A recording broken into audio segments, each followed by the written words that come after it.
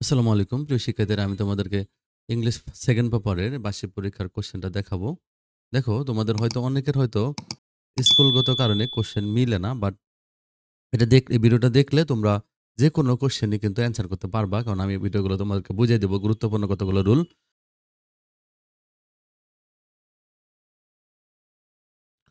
দেখো, ১ নম্বর তোমাদের ১ নম্বর দেখো, এরকম একটা শূন্যস্থান থাকে, তোমরা জানো।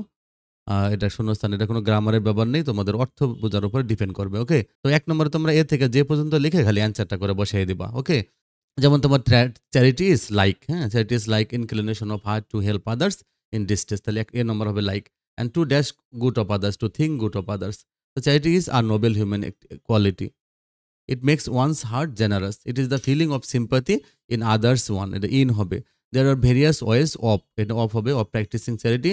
The practice of giving alms is an act of charity, এটা হবে অ্যান হবে, but it is not charity in all cases. তাহলে এটা চ্যারিটি হবে এস নাম্বারটা। Charity should be extended to help the real needy. তো charity should aim at removing the suffering of the poor. তারপরে দেখো ২ নম্বরটা হলো কি, make 5 sentence from substitution table. এখান থেকে ৫টা সেন্টেন্স লিখতে হবে। যেমন বাংলাদেশ যদি কখনো বি থাকে প্রিয় শিক্ষার্থীরা, তাহলে তোমরা অ্যাম ইজ আর ওয়াজ আর লিখতে পারবে, এটা মনে রাখবা। আর তোমরা এখানে এ বি সি ডি দিয়ে ৫টা সেন্টেন্স লিখে ফেলবা। যেমন বাংলাদেশ এখানে বি দিয়েছে, তুমি তুমি কি করতে পারবা, অ্যাম ইজ আর লিখতে পারবা। অনেকে বি লিখে দেয়, এটা লেখা যাবে না। যখন বাংলাদেশ বি আছে, তাহলে তোমরা লিখো Bangladesh is an agricultural country. Most of the people of Bangladesh are, দেখছো বি থাকলে অ্যাম ইজ আর সবই লেখা যায়। Most of the people of Bangladesh, অনেক মানুষের কথা বলতেছে, আর হবে। Most of the people of Bangladesh are farmers, অধিকাংশ মানুষ কৃষক। Agriculture is the main source of their income, কৃষি তাদের আয়ের প্রধান উৎস। তো the farmers are the future of our country, এই কৃষকগুলোই কিন্তু আমাদের দেশের ভবিষ্যৎ। They live in the villages and work hard all day long. এবং তোমরা এগুলো সব স্মল লেটারে লিখবে। এখানে কোনো ক্যাপিটাল লেটার থাকলে তোমরা স্মল লেটারে লিখবা। তাহলে বি থাকলে আমি আর ওয়াজ আর লিখতে পারবা। ওকে, তাহলে তোমরা অর্থ বুঝে সুন্দর করে লিখে দেবা, বি কখনো লিখবা না। দেখো এখানে দেখো ৩ নম্বর তোমাদের রাইট ফর্ম অফ ভার্বস থাকবে। ওকে, রাইট ফর্ম অফ থাকবে। তো দেখো এখানে তোমাদের বলছে হোয়াইল, হোয়াইল থাকলে ভার্বের আইএনজি হয়, তারপরে এটা কাটিং লিখবা। তারপরে দেখো যে সিন্স আছে, দেখো সিন্সের আগে এখানে দেখো উই ফাউন্ড, ফাইন্ডের পাস্ট হলো ফাউন্ড। তো সিন্সের আগে পাস্ট ইনডেফিনিট থাকলে পরে হয় পাস্ট পারফেক্ট, তাহলে হবে হ্যাড ফেল্ড। তোমরা আমার রাইট ফর্ম অফ ভার্বস এর ভিডিও দেখবা। শিখে দেখো, অনেক হয়তো ভিডিও আছে, অনেক ভিউ হয়ে গেছে গ্রামারের মধ্যে, দেখবো হয়তো ছোট ছোট দুই একটা গ্রামার দিয়েছে। কিন্তু প্রিয় দেখো, আমি তোমাদেরকে যে গ্রামারগুলো দিয়েছি ভিডিও, তোমরা ঠান্ডা মাথায় সেই ভিডিওগুলো দেখো, তাহলে কিন্তু তোমরা 100% এই গ্রামারটা পারবা। ওকে, ভালো করে দেখবা, রাইট ফর্ম ভার্বস এর ভিডিওটা ভালো করে দেখবা, রুলগুলো বুঝবা, সবগুলো লিখতে পারবা। দেখো হোয়াইলের পরে ভার্বের আইএনজি হয়, হ্যাঁ। আর সিন্সের আগে পাস্ট ইনডেফিনিট থাকলে পরে পাস্ট পারফেক্ট হয়। এখানে ফাউন্ড ছিল পাস্ট ইনডেফিনিট, এখানে হবে হেল্প, হ্যাড ফেইলড হবে। হ্যাডের ইফের পরে দেখো এখানে পাস্ট পারফেক্ট টেন্স আছে, তাহলে এটা পারফেক্ট কন্ডিশনাল হবে। মানে উড কুড মাইট হ্যাভ দিয়ে তারপরে তোমাকে ভি3 দিতে হবে।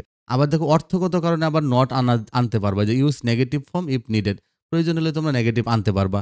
তাহলে এখানে দেখো, দেখুন এখানে বলছে যে if we had detected him in the water in time, তো we dash lose our friend, তাহলে we would not have lost our time, তাহলে উড হ্যাভ লস্ট হওয়ার কথা, বাট নেগেটিভ অর্থগত কারণে উড নট হবে, প্রথম পার্টের সাথে নট হবে। দেখো হ্যাড থাকলে ভিতরই হয়, এটা হ্যাড আছে, এটা নোন হবে। আর ইফ হি ড্যাশ অ্যালাইভ, এখানে দেখো উড বি আছে, ইফের পরে পাস্ট থাকলে পাস্ট কন্ডিশনাল হয়। মানে যেমন if you came I would go, তাহলে if he was alive he would be. Okay, এটা এই কটা রুল মনে রাখবা।